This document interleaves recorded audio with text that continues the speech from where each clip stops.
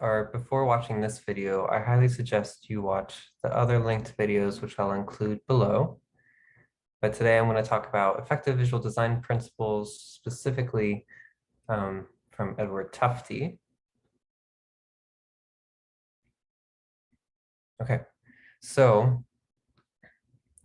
in the other videos, you get an introduction to Tufte design principles, and you get a nice example of how to follow one of them throughout an example. And so I'm going to do a little bit more of that, but I wanted to bring in some other points that weren't made in those videos. So a good starting point is that not everything that you create, not every slide you make, not every visual poster, whatever, needs to be bulleted. So outlines in general serve one purpose very well, and that's that they indicate hierarchical relationships. Bulleted lists specifically serve another purpose very well, which is to organize a proper list, which is what I call something that's a long collection of equally valuable things. That's something that the outline does well and a bulleted list does well. But you should think very critically before you just start bulleting things. So for instance, here's a silly example of an outline which does not deserve to be an outline. So the first indication is that there's something's wrong is that when you have a single level of a single kind of bullet.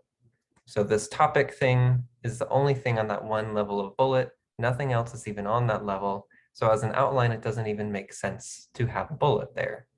Clearly, this is just meant to be a header, so it should be treated as a header, not as, and it shouldn't be bulleted.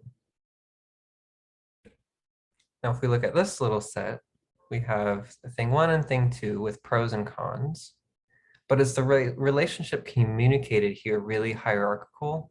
Like really critically analyze that. Is it a proper list even? And it's neither of those. This could be better communicated in a table format where you see pros and cons for each things and you can see them side by side. It's just one example of a better representation.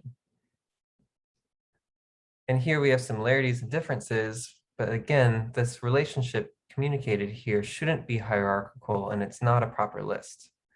So this could be better communicated in a visual way using Venn diagrams. So we've now replaced a weird bulleted outline list that should never have been a bulleted outline list with two visuals. And by doing that, I can communicate all of the same information, but now it's organized in such a way that the relationships between ideas are properly represented. And furthermore, now it has some sort of natural flow.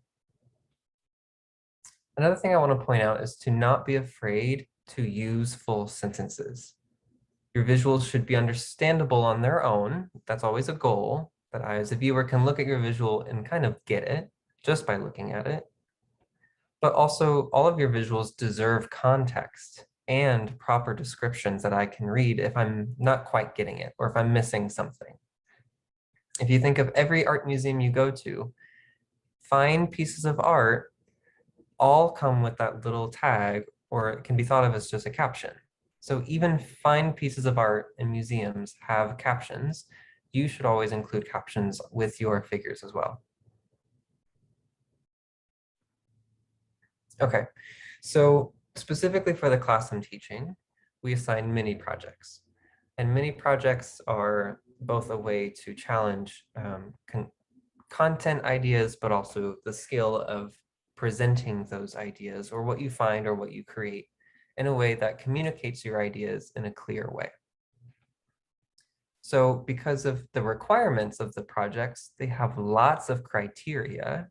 So it could be very tempting to slap all of the criteria and all of the information onto a single graphic. It's tempting, but I call this the giant heap strategy, which is generally unsuccessful. So this graphic here technically has all of the information I need. Don't squint at the numbers because they're all falsified. None of the numbers make sense.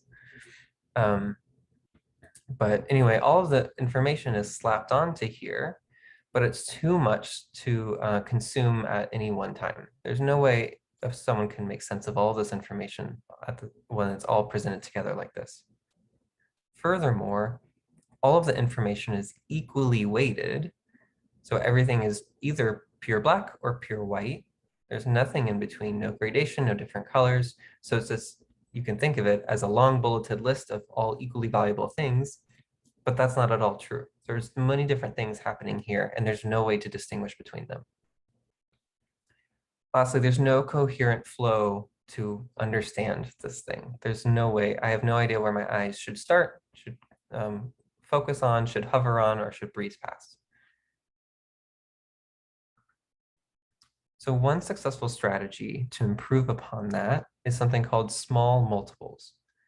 That's the idea of you break up a large information by using many copies of the same thing, but every copy is slightly different. So that way each copy shows slightly different information. You break up a large amount of information into small iterative copies. You should think of this as like a flip book. You can tell a complete animated story through a flip book where you have many different copies of closely related images, but together they give you a full story. And that's exactly how you should view these images as well, or view this strategy. And naturally, this introduces a flow with a beginning, a middle, and then an end. So it introduces flow into your visual. Another strategy that you should use is to differentiate between foreground information and background information. Almost every visual, especially graphs, have tons of background information. They don't need to be as strong or as heavy as some of the actual data. So for instance, all of these lines in the background really aren't that valuable. They don't need to be that heavy. And so an easy way to achieve this is to gray it out instead of letting it be full black. Right, so anything that could be considered background information should be minimized visually. You can use this by graying, you can make lines thinner. There are different strategies, but you should at least try to minimize it visually. And if you notice, I've left this to stay pure black. So this is nice and bold and it really pops and it stands out. So it's clear that all of these other lines are background, and I should instead focus on this one line or this one line or this one line. So the last successful strategy I'll talk about is color-coded information. So this takes the last step to the next extreme, which is you can use colors to differentiate between many different layers of information simultaneously. So for instance, here I have orange dots that are representing something slightly different than blue dots.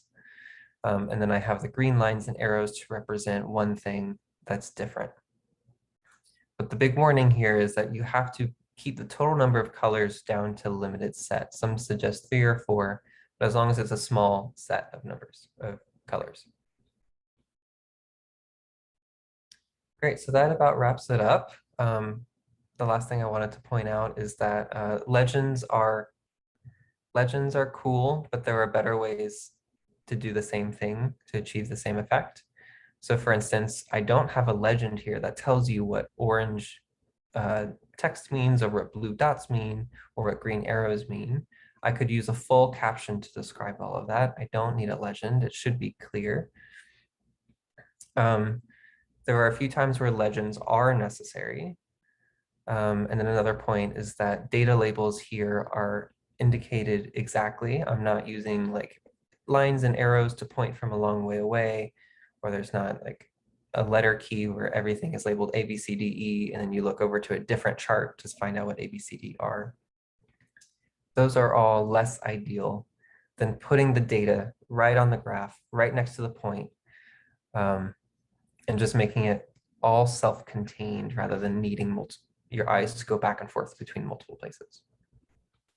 Okay, so thank you for watching.